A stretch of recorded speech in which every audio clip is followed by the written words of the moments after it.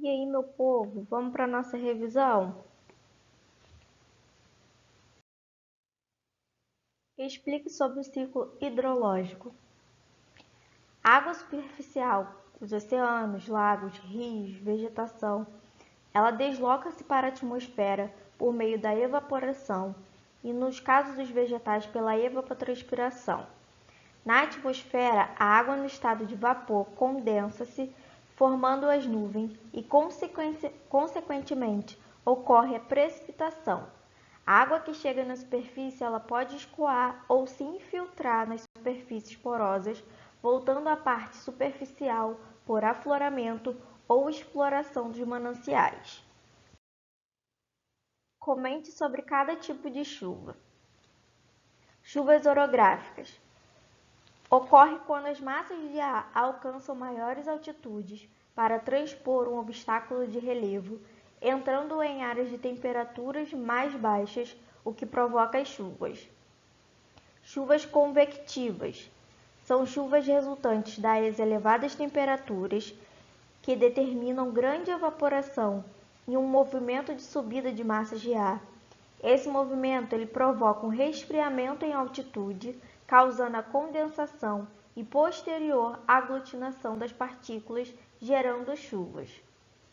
Chuvas frontais são aquelas provocadas pelo encontro de duas massas de ar com temperaturas diferentes. A massa fria provoca a subida de massa quente e se resfria, provocando as chuvas. Neve é a precipitação de flocos formados por cristais de gelo.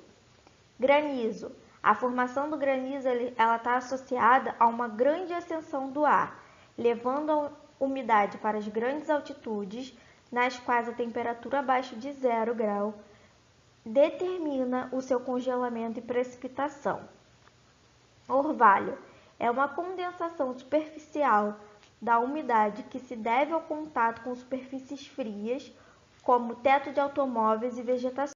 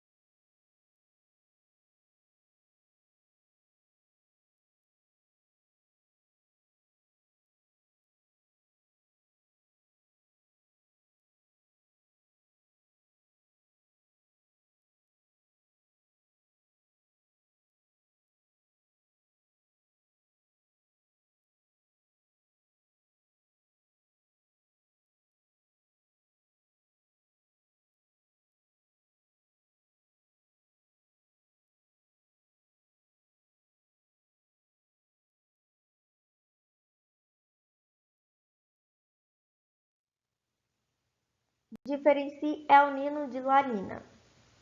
El Niño é o aquecimento anormal das águas superficiais do Pacífico, que determina a formação de um centro de baixa pressão nessa área, alterando a circulação normal da atmosfera. A La Niña é o resfriamento de águas superficiais do Pacífico, o que causa efeitos opostos ao El Niño, porque gera a formação de um centro de alta pressão sobre o Pacífico. O que é um climograma? Os climogramas eles são gráficos que permitem caracterizar os diferentes climas do mundo. Neles há uma linha que indica a variação térmica durante o ano e um conjunto de colunas que indicam o índice pluviométrico, ambos no decorrer dos 12 meses do ano. Aí temos uma imagem de um climograma.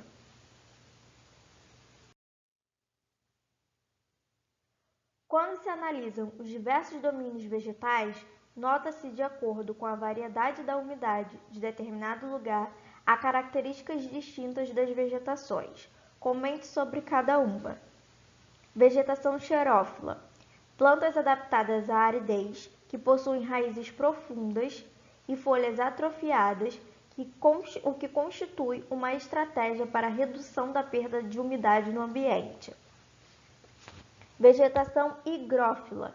São plantas adaptadas a muita umidade, necessariamente perenes, onde apresentam folhas durante o ano todo. Vegetação tropófila. Plantas adaptadas à existência de uma estação seca e outra úmida. Vegetação mesófita. Adapta-se aos ambientes com regularidades de chuva, ou seja, locais em que a umidade tem expressiva constância no decorrer do ano. Vegetação halófita. Adapta-se aos ambientes salgados. Classifique as folhas. Latifoliadas. Apresentam folhas largas e existem em lugares de grande umidade durante o ano, como a Amazônia e a Mata Atlântica. O grande tamanho das folhas está associado à necessidade de intensa evapotranspiração devido à grande umidade dessas áreas. Aciculifoliadas. Possuem folhas em forma de agulha, como os pinheiros. Quanto menor a superfície das folhas, menos intensa a evapotranspiração e maior é a retenção de água pelas plantas. Caducifólias. Também podem ser chamadas de decíduas. São plantas que perdem as folhas em estações do ano e geralmente no outono para se prepararem para o inverno, que é uma estação mais seca e fria. Perennifólias. Também podem ser chamadas de perenes. São as plantas que sempre estão verdes e mantêm suas folhas durante todo o ano. Conceitue bioma. Denomina-se biomas as extensas áreas cujos ecossistemas possuem certa similaridade. Cite duas características de cada bioma estudado. Florestas equatoriais e tropicais. A gente pode citar localizadas em áreas de elevada temperatura e umidade e grande densidade vegetal. Savanas. Ocorrem em áreas de clima tropical típico e existem dois estratos vegetais, um arbóreo e outro herbáceo. Florestas temperadas e de coníferas. As florestas em áreas mais frias são homogêneas e estão adaptadas ao clima marcado por estações do ano bem definidas. Pradarias são vegetações herbáceas formadas por gramíneas com ausência ou reduzido número de árvores e ocorrem em áreas planas que constituem excelentes pastagens naturais. Vegetação xerófilas são adaptadas à reduzida umidade e possuem como importantes características a alteração nas folhas e a grande profundidade das raízes. Tundra é uma vegetação encontrada nas áreas de grande latitude e é formada por musgos e líquenes. O que é uma rede hidrográfica? É toda a área que envolve os cursos d'água dispostos a hierarquias referentes às bacias hidrográficas. Cite dois eixos hidrográficos. Temos os amazônicos, o São Lourenço e Grandes Lagos. Temos o Nilo, o Danúbio, o Sistema Asiático. Comente sobre a ALCA. A Área de Livre Comércio das Américas foi uma proposta feita pelo presidente dos Estados Unidos, George Bush, durante a Cúpula das Américas em Miami, no dia 9 de dezembro de 1994, com o objetivo de eliminar as barreiras alfandegárias entre os 34 países americanos, com exceção de Cuba, formando assim uma área de livre comércio. Caracterize a América Central. É formada por um grande número de países de pequena extensão, alguns localizados no Istmo Centro-Americano e outros no Mar do Caribe. Essa parte da América Latina possui como marca a grande dependência econômica e a estabilidade política, características que se acentuam ainda mais se comparada aos países da América do Sul e ao México. Comente sobre as Guianas. São um grupo composto por 3 antigas colônias com status políticos diferentes. Temos a Guiana Francesa e Suriname. A Guiana é o único país que teve colonização inglesa na América do Sul, tornando-se independente apenas em 1966, quando passou a integrar a comunidade britânica, grupo formado pelo Reino Unido e suas antigas colônias.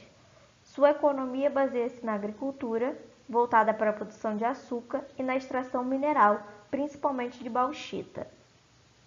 A Guiana Francesa é um território ultramarino da França desde 1946, sendo subordinada ao país e fazendo parte da União Europeia, mesmo localizando-se na América. Sua economia se baseia na exportação de madeira e pescado. O Suriname é uma colônia holandesa que se tornou independente em 1975, onde sua população enfrenta problemas socioeconômicos, principalmente após a suspensão do auxílio holandês. Sua economia é baseada na exportação de bauxita. A América Andina é composta por Bolívia, Chile, Colômbia, Peru, Equador e Venezuela. Esses países estão localizados na parte oeste da América do Sul e são cortados pela Cordilheira dos Andes, sofrendo influências do relevo.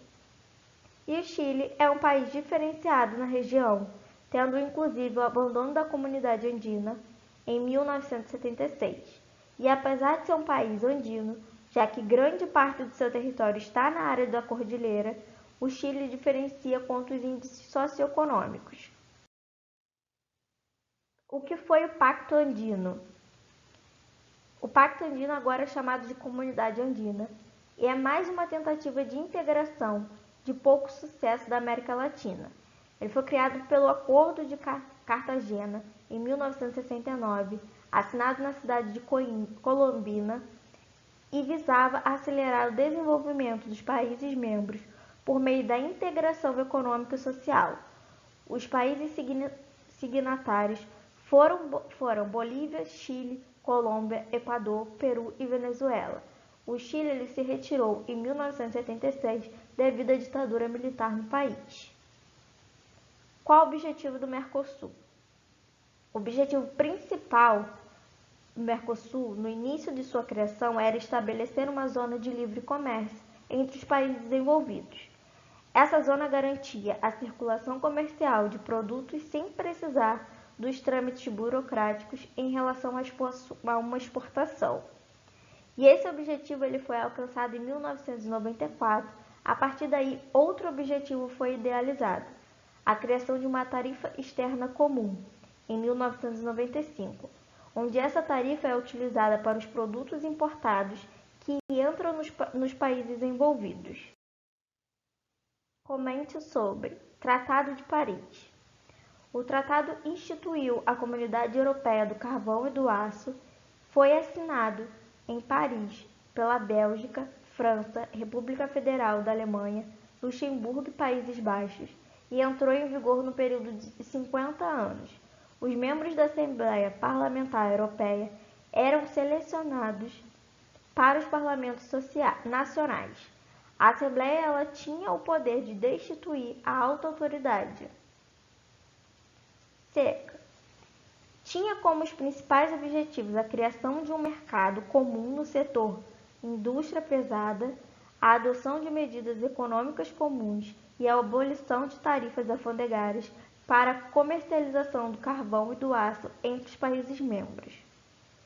Tratado de Roma. Em 1967, os 6 países da seca, França, Bélgica, Alemanha Ocidental, Itália, Luxemburgo e Holanda, assinaram o Tratado de Roma, o que determinou a fundação da Comunidade Econômica Europeia, também chamada de Mercado Comum Europeu, com o intuito de obter maior integração e crescimento econômico via trocas comerciais.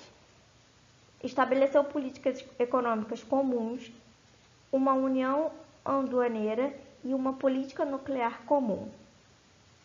Tratado de Maastricht. Em 1992, foi assinado o tratado dentro do contexto da nova ordem mundial. os objetivos ficaram mais amplos, o que já se verificava na própria denominação do grupo. Explique o Brexit. É uma expressão usada para caracterizar o processo de desligamento do Reino Unido da União Europeia, iniciado como referendo de 23 de junho de 2016. Nessa data, os britânicos escolheram deixar o bloco econômico e político europeu. E é isso, meu povo. Estudem. Boa prova. Dúvida, escrevam nos comentários e até o próximo vídeo.